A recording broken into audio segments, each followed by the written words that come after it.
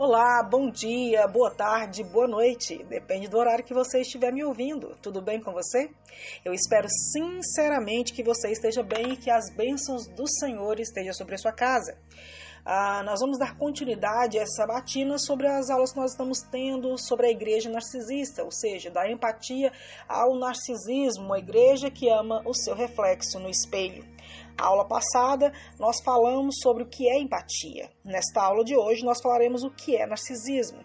Para a nossa leitura, vamos fazer a leitura do livro de Provérbios, capítulo 16, versículo 18, onde diz: o orgulho vem antes da destruição, o espírito altivo antes da queda.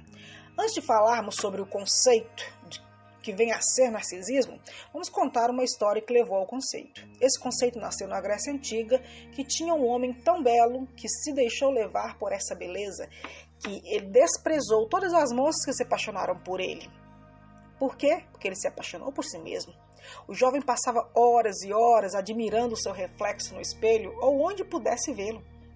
Reza a lenda que ele morreu de fome e de sede à beira de uma fonte, onde ficava a contemplar-se na eterna urgência de tocar aquela criatura que ele tanto amava, ou seja, ele mesmo. Seu nome, Narciso. O mito de Narciso é aquele contado pelo poeta Ovídio no século 43 a.C., em sua obra Metamorfose. Esse mito nos ensina que uma pessoa voltada para si ao extremo pode levar ao ápice da vaidade, do egoísmo e a falta de empatia. E o que essa falta de empatia é tão danosa, tanto para quem a tem, ou seja, o próprio narcisista, como para quem convive com essas pessoas. Peço perdão que hoje minha língua está meio enrolada. Mas vamos à nossa aula. A arrogância e o orgulho de Narciso o levaram a amá-lo de tal forma extremista que isso conduziu a uma incapacidade de estender a quem quer que seja o tipo de amor, qualquer tipo de amor que não refletisse a sua própria imagem. Para ele, o diferente, aquilo que não fosse Narciso, era uma ameaça. Desse mito nasceu o termo narcisismo e todos aqueles que se comportam como Narciso, de narcisista. Uma pessoa narcisista expressa um alto nível de egoísmo, vaidade, arrogância e orgulho. O resultado desse combo é uma pessoa que vê tudo sob perspectiva de como isso vai afetá-la. O outro não passa de suprimento, ou seja, alguém que poderá fornecer tudo aquilo de que o narcisista precisa. Caso contrário, é descartado. Para um narcisista, ter empatia é impossível, porque a sua única perspectiva é centrada em si, tudo para o seu bem. Todas as pessoas que puderem ilustrar o seu ego, fazê-lo grandioso, será aceito no seu círculo íntimo. Caso contrário, não. Os narcisistas superestimam suas habilidades e eles exageram as suas realizações. Eles acham que são superiores, originais ou especiais em detrimento de outrem. O que isso quer dizer? Que o seu valor, as suas realizações implica automaticamente na subestimação do valor e das realizações do outro. Ele diminui o valor do outro. Tudo que o outro faz é pequeno em relação a tudo que ele faz, ou fez, ou fará. Tudo que é do outro é inferiorizado. Ele está preocupado com fantasias, com ilusão de grandes realizações, de serem admirados por sua inteligência ou beleza avassaladora, de ter prestígio, influência ou de experimentar um grande amor. Por isso, procuram sempre se relacionar apenas com outros indivíduos tão especiais e talentosos quanto ele mesmo.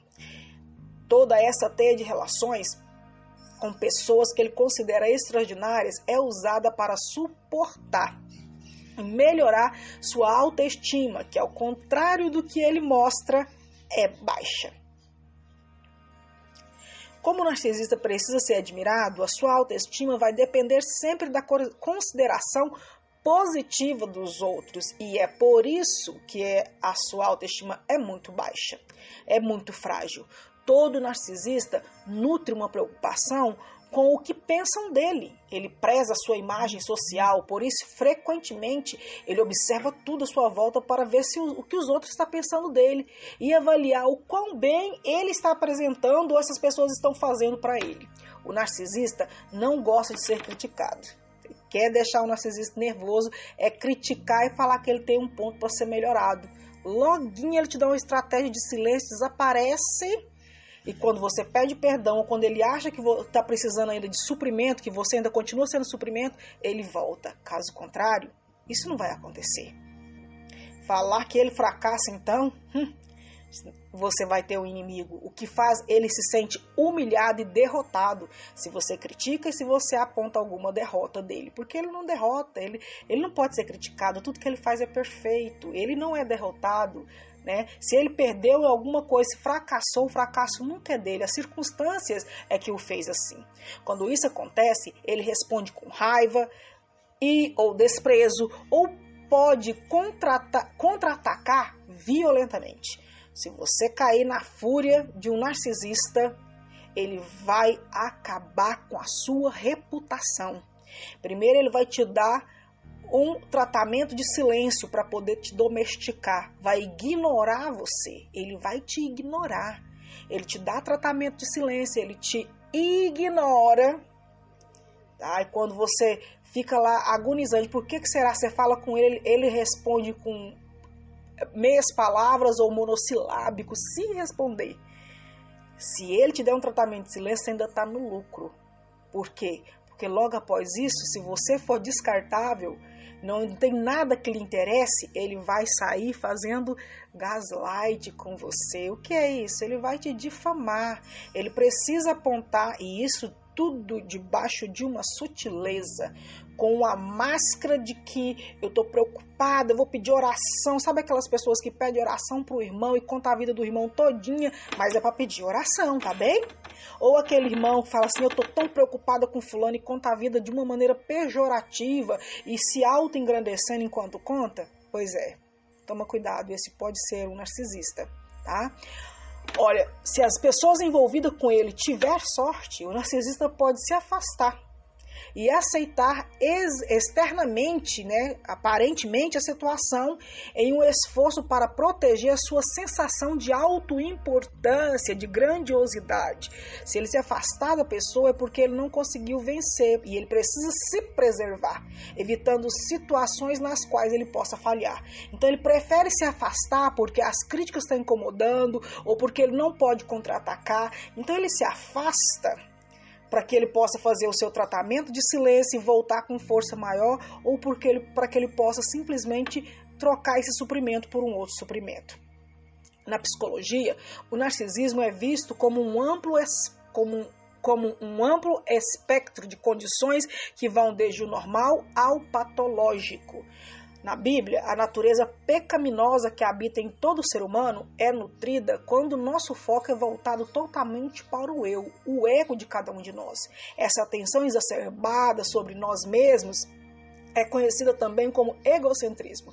Enquanto seres humanos, todos nós nascemos com uma boa dose de egocentrismo, imprescindível para a sobrevivência. No entanto, com o passar dos anos, a maturidade vai afastando o indivíduo do centro de si para o coletivo, onde ele toma consciência de si e do outro, e de si no e com o outro.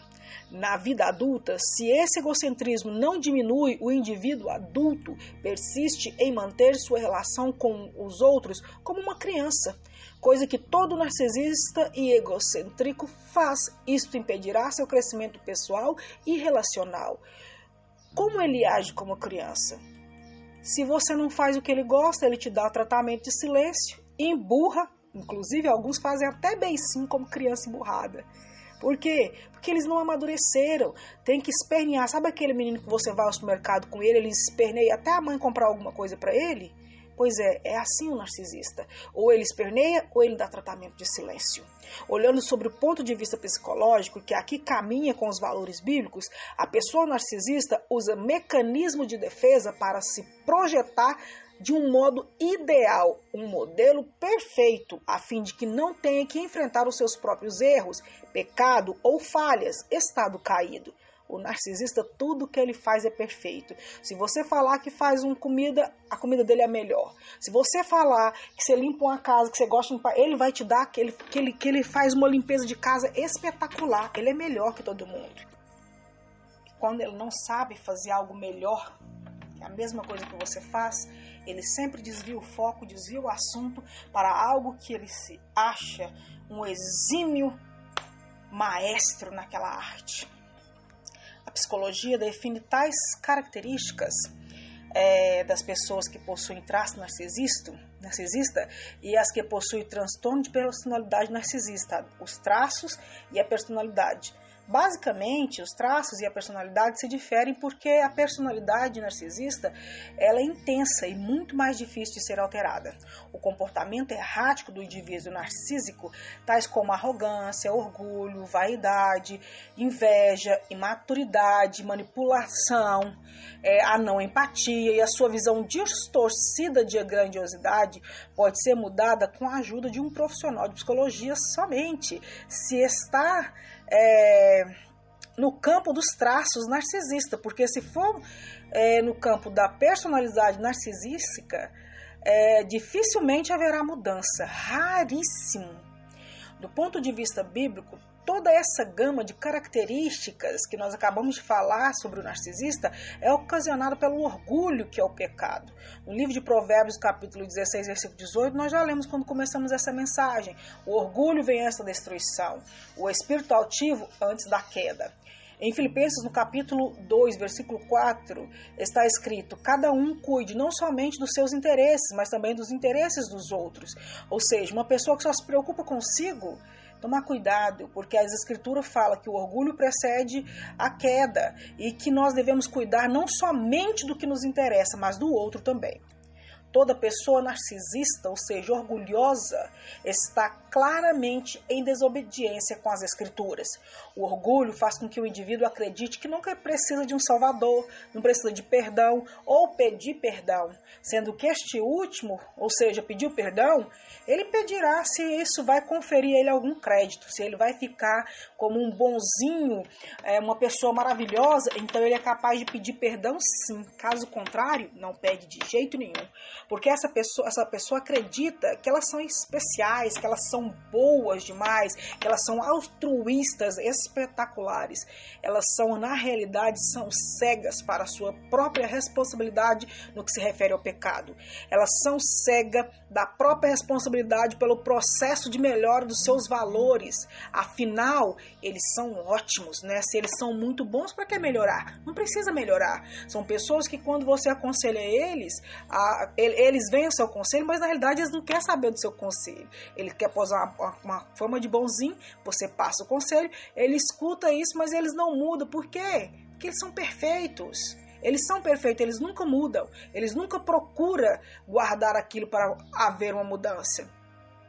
Então, o indivíduo narcisista, o orgulhoso, esconde o pecado e vive debaixo de uma máscara. Enquanto a palavra de Deus nos conduz ao arrependimento por meio da verdade, trazendo tudo para a luz e retirando as máscaras, né? E isso é quando a gente começa a amadurecer. A gente traz todos os nossos problemas para a luz e vai retirando as camadas de máscara que nós usamos. O narcisista, em especial de personalidade narcisista, ele não faz isso.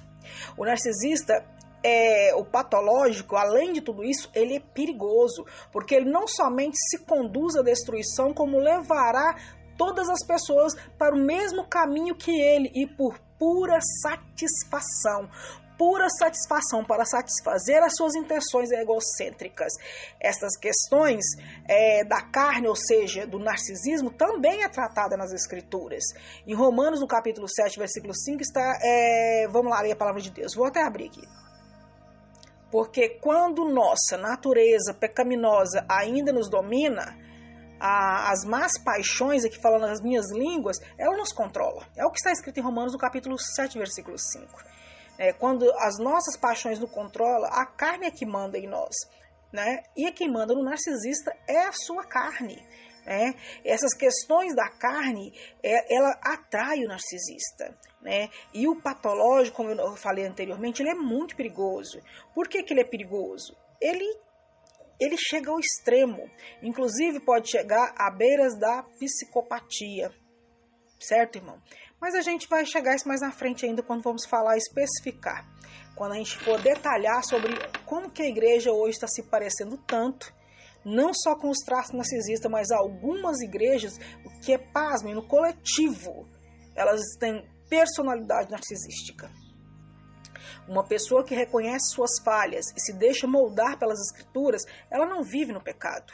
Ela vive ao ponto de se tornar escravo da justiça, pois se deixa convencer pelo Espírito Santo para um verdadeiro processo de transformação e santificação de sua vida. Uma pessoa transformada pelo Espírito Santo tem uma ótica, uma perspectiva espiritual e não carnal. Ou seja, ela humilha o seu próprio eu em prol do grande eu sou, que é Deus.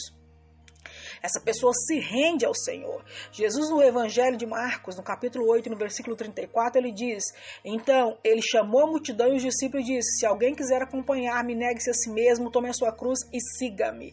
Então, para seguir a Jesus, se você não negou quem você é, toma cuidado. Você pode estar partindo pelo caminho errado. Eu fico preocupada quando as pessoas falam assim: mas Jesus aceita do jeito que eu sou. Pera. Toma cuidado com essa frase. E se você for tiver um transtorno de personalidade narcisista, que é o que beira quase psicopatia, o maligno, Jesus vai te aceitar do jeito que você é? As coisas não é bem assim. Você precisa negar precisa negar a sua natureza, que contradiz as escrituras, e pegar a sua cruz e seguir. Quanto mais aceitamos os valores de Cristo, mais nos envolvemos no processo de santificação e, consequentemente, os traços do narcisismo e todas as suas implicações vão desaparecer. Para encerrarmos, irmãos, por hoje vamos ler Gálatas, no capítulo 5, versículo 16 ao 18. Por isso digo, vivam pelo Espírito e de modo nenhum satisfarão os desejos da sua carne, pois a carne deseja aquilo que é contrário ao Espírito, e o Espírito que é contrário à carne. Eles estão em conflito um com o outro, de modo que vocês não fazem o que desejam. Então, que é claro, se nós vivemos em Espírito, quem vai nos controlar é o Espírito. Amém, irmãos?